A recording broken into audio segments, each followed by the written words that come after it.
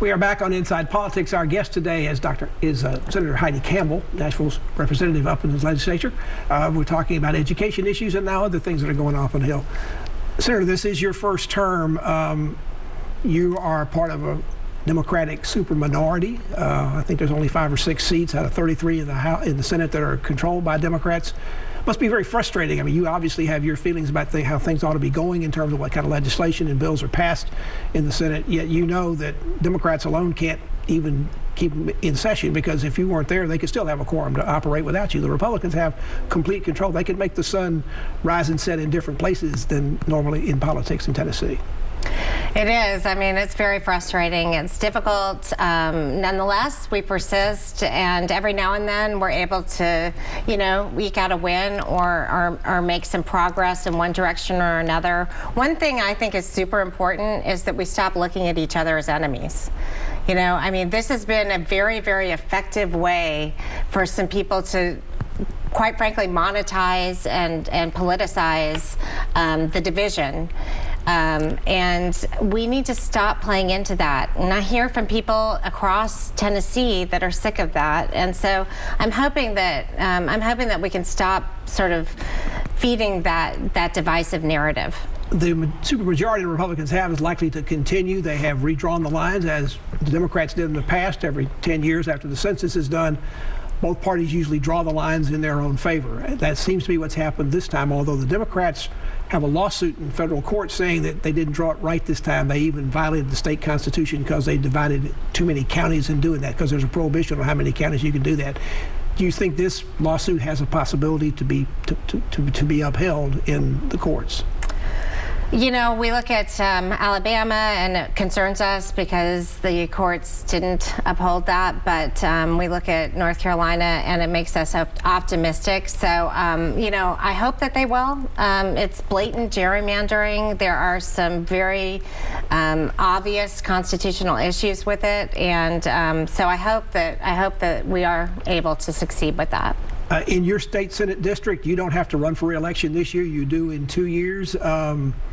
How did you come out? Do you have a harder district to run in 2 years from now than you had, say, 2 years before? My district actually got a little bit better. So how'd you get so lucky?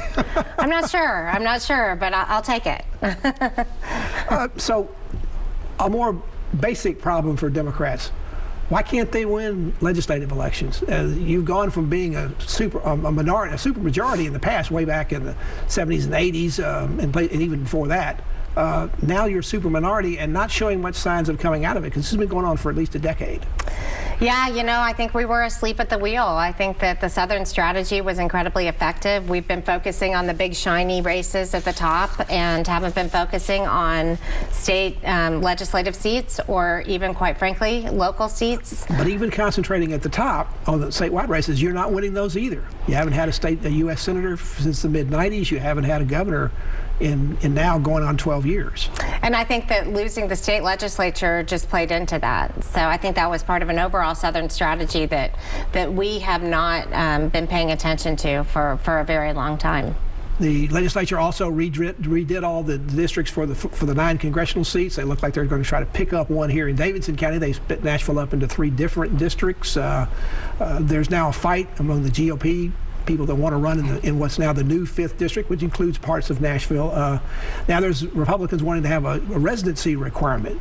That bill passed in the Senate this week. This past week, did you support that bill? I certainly did. I did vote for it. I think that people flying in from, the nether regions who have just decided that they're going to take a seat in a place that they don't even know anything about is not appropriate. But obviously there's some disagreement about that within the Republican Party, because the House has now amended that bill, at least in committee, that would say, well, you can have residency requirements, but you don't make them take effect until after this election's over. So the Republicans appear to be somewhat split on this, but if they don't pass anything, then all the candidates that are in there right now will be able to run.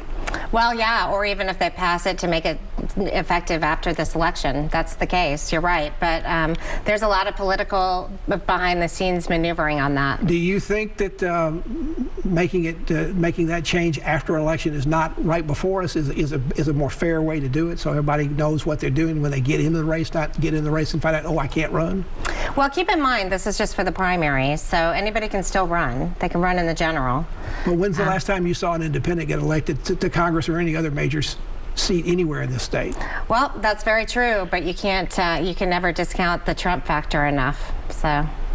Democrats are still scrambling, it appears, to find anybody to run in any of the 3 new congressional districts that are now parts of Davidson County. Are you being asked to run?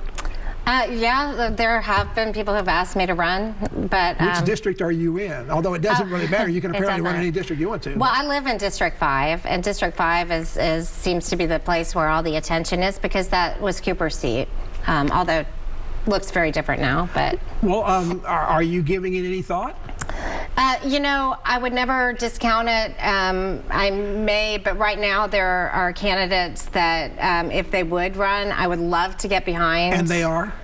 I don't want to. Anybody you want to? I don't want to announce their intent to do it right now, because that's for them to do. Are you found some people that say they are interested? I'm hoping there are people who are thinking about it. You know, it's a daunting race. Well, it's a safe seat for you. I mean, you could run this race, and if you lose, and the odds would be against you, you could still be a state senator for 2 more years. Are you trying to talk me into it? Oh, no, I'm just asking the question. I'm just stating the facts that it would be a safe seat. You wouldn't lose. You have to give up your seat in order to run for another. That's a good point. That's a good point. Yes. Well, I will get behind if there's any really good candidate, 100%, and if not, I might consider it. And there's a lawsuit pending on that as well, perhaps, or that has not been filed yet, has it? They haven't filed. The Democrats have not filed a lawsuit against the congressional thing. That seems kind of odd. Yes, I think there's supposed to be one, but I don't think at this point that one has been filed.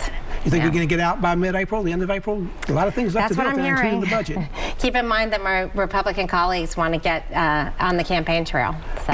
And also, they usually want to get out of there not only because it's the end of the term, but because they're running out of there. And thank you very much for being with us. Appreciate you joining us. Thank you. And thank you for joining us on Inside Politics. Hope you'll be back here again for a future show. If you can't get into politics in the meantime, go to News 25 website. You'll find my Capitol News commentary there. There's a new commentary posted every Friday afternoon. Enjoy the rest of your weekend, and we'll see you back here next time. Goodbye.